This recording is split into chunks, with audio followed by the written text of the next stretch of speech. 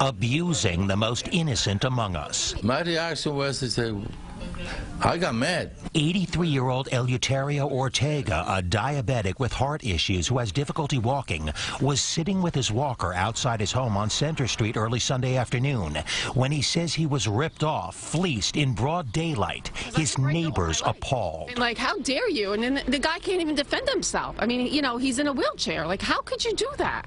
Like, that's so heartless. Ortega says a woman pulled up in a car driven by another man and asked him for directions. He says when he approached the vehicle with his walker and leaned in, the woman snatched the gold chain he was wearing right off his neck. She just went like this and snapped it. That's it. He says the thieves bolted, speeding away with his precious gold chain. I like the chain. And we pay $6,000 for that chain. $6,000.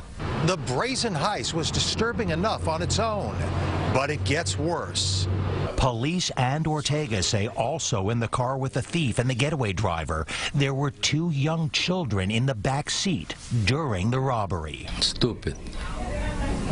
Very stupid. People do things like that in front of the kids. Well, you don't do things like that in front of children in the first place. You don't do that thing to old people. Ortega tells me he would recognize the suspects if he saw them again. And that's not all. If I see the guy, maybe I'll bite him. An elderly victim with a walker, determined to stand his ground.